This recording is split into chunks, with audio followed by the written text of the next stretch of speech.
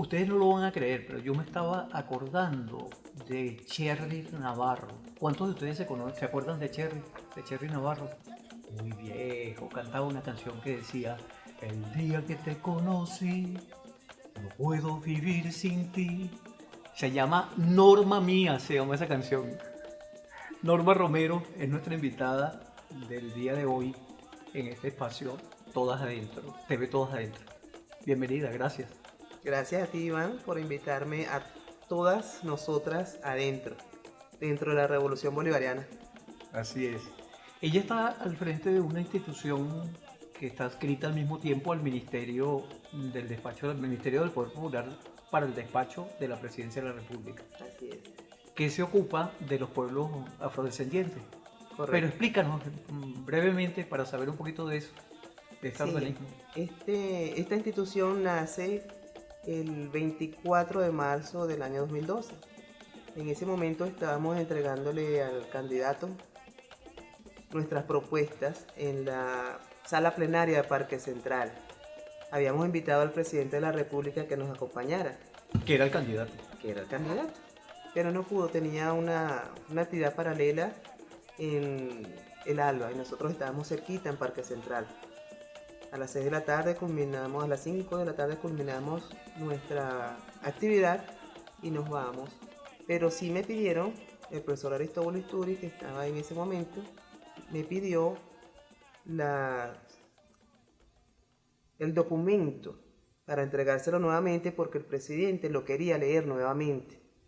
Ese día el presidente tenía que volver a Cuba para su tratamiento. Y a las 6 de la tarde, ya yo estaba en mi casa, pero en el trajín no lo escuché, porque estaba de Parque Central a mi casa que está en San Agustín. Mi hermana me llama y me dice, felicitaciones. Yo, ¿por qué? ¿Qué pasó? El presidente te acaba de nombrar presidenta de una cuestión de los afrodescendientes. La propuesta era una instancia que pudiera articular con todo el Ejecutivo Nacional para asesorarlo en materia de la afrovenezolanidad, cómo estábamos, en qué condiciones, qué cantidad de población afrovenezolana existía en el país, ya que en el año anterior, en el 2011, habíamos culminado nuestra participación en el Subcomité de Estadística de Población Afrodescendiente. Ese subcomité había sido instalado en el año 2007 con una solicitud de los movimientos sociales del año 2003, pero como los censos son cada 10 años, en el 2011 se dio el anterior Censo Nacional de Población y Vivienda. Con el esfuerzo de la organización logramos que alguno de nosotros se autorreconociera, porque no hubo campaña, no salió, lamentablemente.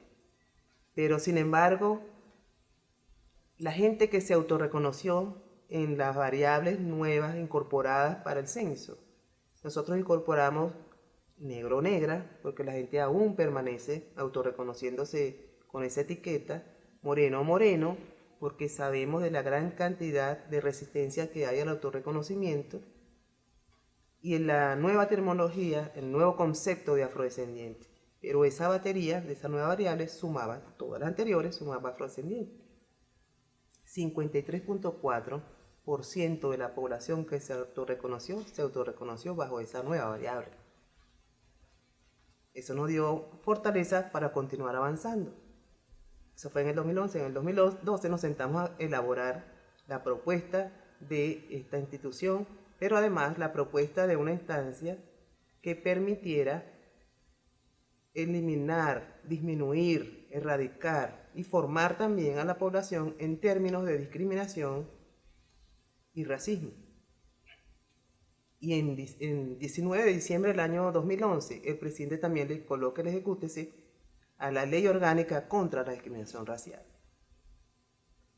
En diciembre, el INCODIR, y el 28 de marzo le coloca ¿Estás el hablando sale en todavía Gaceta. del 2012? En el 2012 Ajá. le coloca el ejecútese también a la creación de una instancia asesora para el Ejecutivo sobre el tema de la afrodescendencia. Y es cuando nace el Consejo Nacional para el Desarrollo de las Comunidades Afrodescendientes de Venezuela, CONADECAFRO. Tú sabes que hay mucha gente que siente que es como que una moda, eso de llamarse afro tal cosa. Soy afroamericano, que por cierto Chucho empezó con el afroamericano, con aquel libro que escribió hace 200 años cuando él era joven y yo no existía todavía. Él escribió ese libro maravilloso, ¿no? Que empezó a problematizar algunas cosas, algunos conceptos, una problematización necesaria en la actualidad. Y habemos mucho que nos autorreconocimos, incluso y digo habemos porque yo también estoy incluido entre ellos. Pero de verdad que el propio Chávez, manejando estos términos, hacía bromas a veces, las hizo en público en algún momento, ¿no? ¿Cómo hago ahora para decirle a mi negrita afrodescendientica? ¿Cómo? ¿Es Sí, una moda o no, qué pasó ahí? ¿Por qué nosotros mira, dejamos de llamarnos negros o mi negra o mi negro y ok, empezamos a meternos con ese término de fíjate, afrodescendiente? cuando empezamos a descolonizarnos, empezamos a entender los procesos de cómo el colonizador nos fue etiquetando para desestructurarnos. Primero le coloco la etiqueta y nadie tiene personalidad. Te coloco la etiqueta negro y negra y todos son negros y negras. Nadie tiene personalidad, nadie tiene nombre, nadie tiene identidad. Eso es colonización. Y eso es producto y parte de la colonización. Nosotros estamos montados sobre la descolonización. El término afrodescendiente te conecta con una identidad étnica y cultural de tu ascendencia, de los esclavizados que fueron traídos a Venezuela. Te conecta con una herencia de batalla, de luchas, pero además te conecta con tu esencia. Comienzas a tener personalidad jurídica, comienzas a tener esencia. La etiqueta no te permite tenerlo, aun cuando existe una ley que te da identidad como venezolano, pero sin identidad étnica todavía, como lo tienen los indígenas, por ejemplo. Ahí tienen sus nombres, sus apellidos, pero además tienen una identidad étnica. Descolonizar pasa por eso, pues, quitarnos la etiqueta que nos colocó, que nos endilgó el colonizador. ¿Cómo lo hacemos? Yo quisiera que me lo respondieras después de identificar al canal prestador de servicios, porque creo que es interesante que estos detalles se decodifiquen frente a las cámaras también para que tengamos mayor claridad sobre lo que estamos hablando. Vamos y ya regresamos.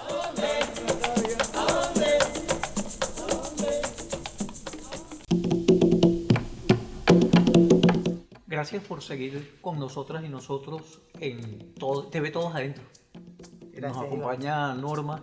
Estabas haciendo unas explicaciones bien pertinentes, bien importantes, bien necesarias sobre el uso de los términos.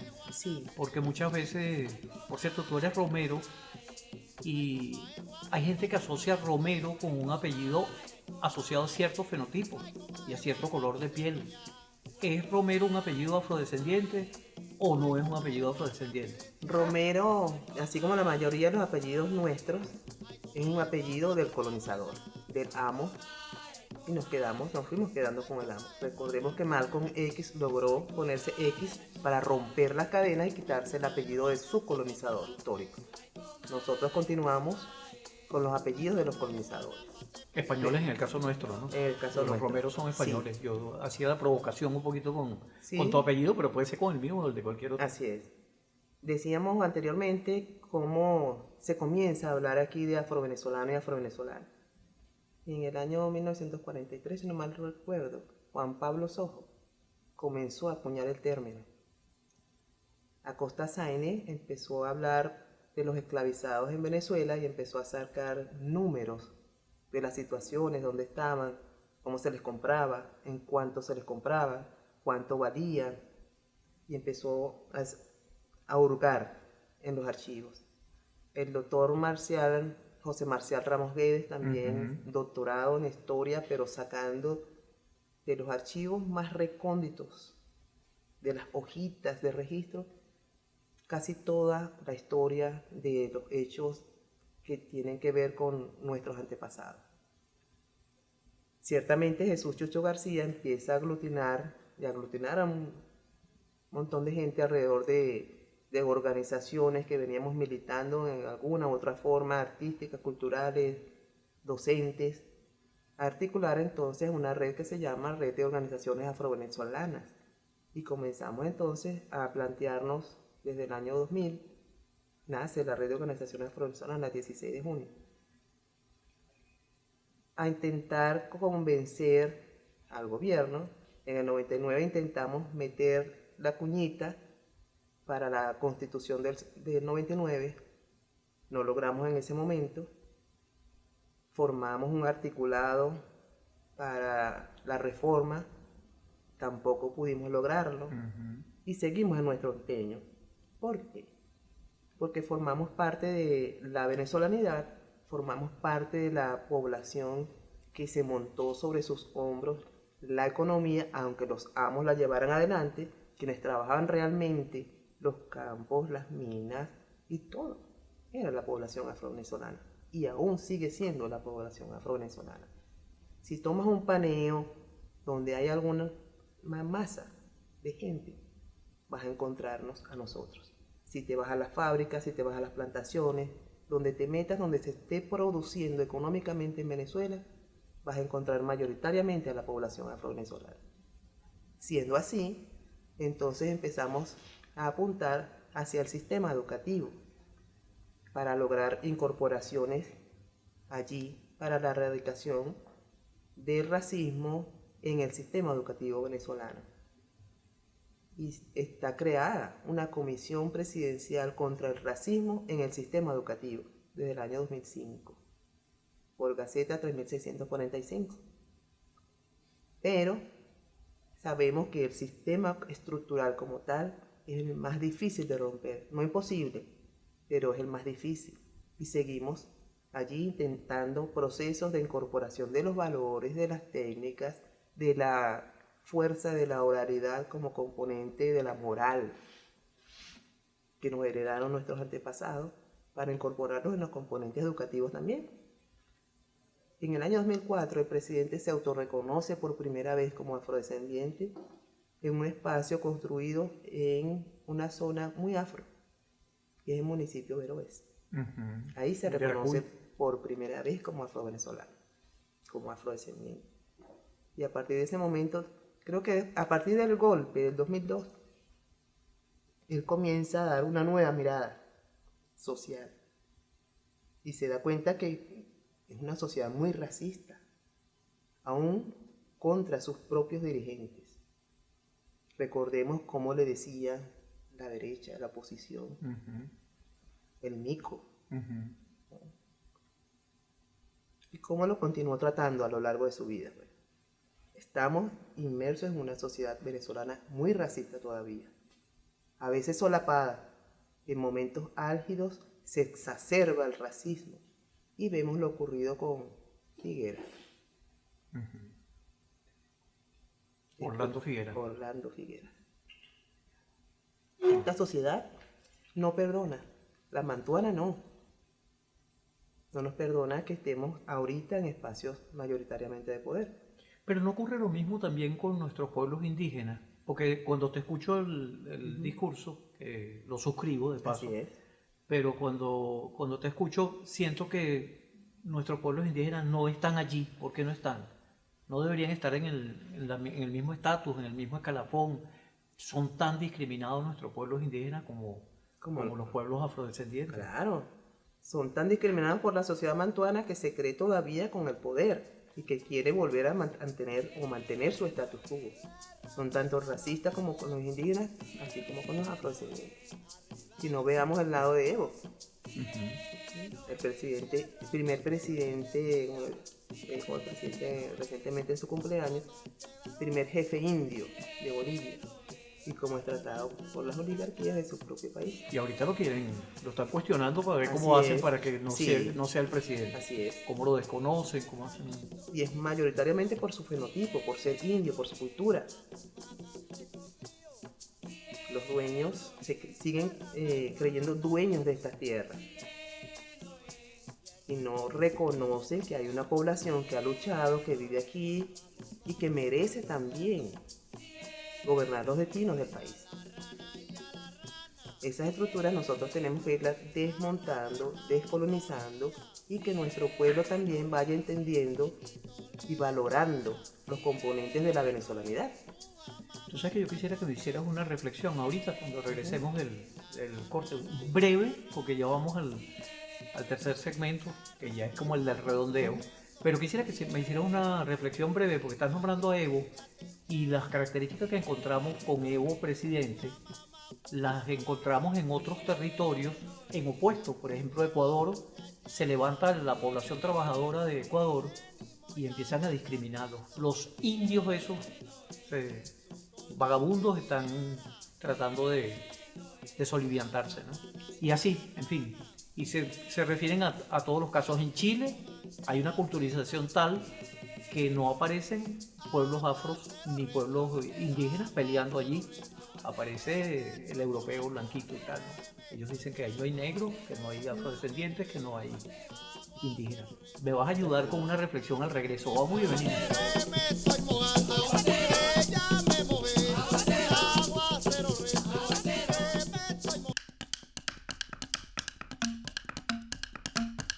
Bueno, seguimos aquí. Gracias por seguir acompañándonos. Y aquí está en el estudio con nosotras y nosotros Norma Romero. Te pedí que nos dejaras una reflexión sobre los acontecimientos últimos en nuestra América que han puesto alborotada la región y la presencia, el sello afroindígena, quiero decir en este caso, que me gusta resaltar los dos aspectos a propósito de lo que decías antes. Sí, eh, estos pueblos latinoamericanos y caribeños tienen un gran componente de población afro, porque fueron traídos a trabajar como mano de obra regalada, de gratis, muy Los barata, esclavizados, ¿no? como esclavizados y esclavizadas. Entonces, en todo el continente hay población afro, en unas más negadas que otras. Una con muchísima población afro como lo es Brasil, en segundo grado está Colombia, en tercero está Venezuela.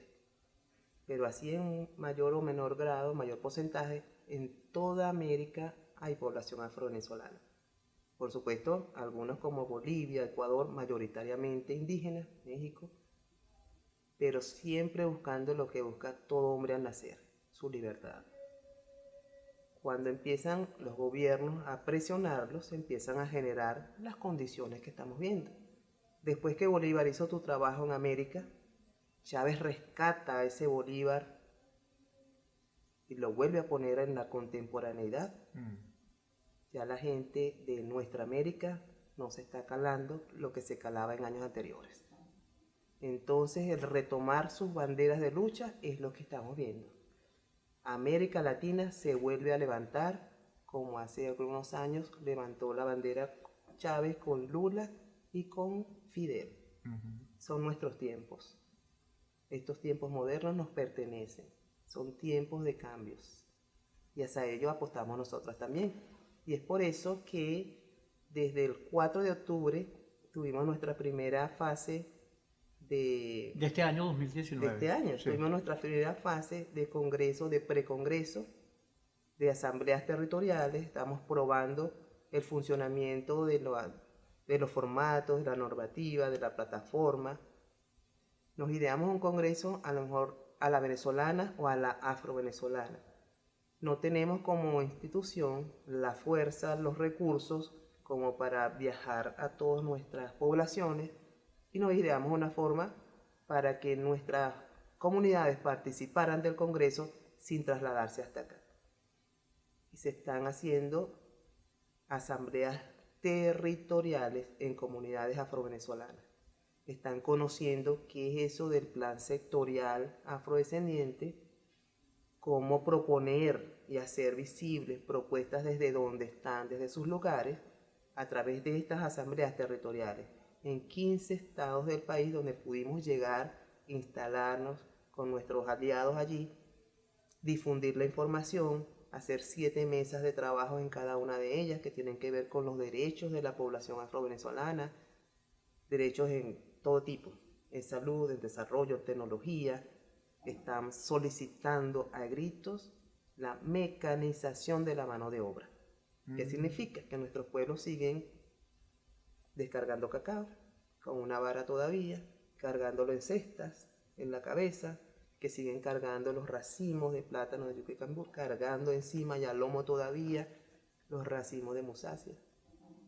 Esa mecanización la están pidiendo a gritos y es lo que vamos a llevar sus demandas en un solo documento constituido, consolidado. Para eso es el Congreso. Para eso es el Congreso. Pero qué maravilla. Qué bueno. ¿Por qué 15 estados? Porque no tenemos la fortaleza de llegar a los 24 donde está la población afro-venezolana. Para el próximo sí. Para Vamos el con los próximo. 24. Para el próximo Congreso. Para el próximo Congreso esperamos y aspiramos tener mayor fortaleza, con más tiempo, ir a cada una de estas poblaciones, tener personal activo en cada uno de estos estados que los atienda de manera directa. Para quienes la información le está llegando en este momento a través de lo que tú estás diciendo, Sí, ¿cómo pueden conectarse? Porque hay mucha gente que se les despierta el interés y quisieran estar sí, ya hay algunas conectados personas que con... se han ido conectando con nosotros a través de Conadecafrob, arroba Conadecafrob, repítemelo más despacio. arroba Ajá. Conadecafrob, conadecafro@gmail.com, que es nuestro correo también. Nuestro teléfono de contacto de oficina 0212-861-0599. Ahí lo están viendo, de todos modos.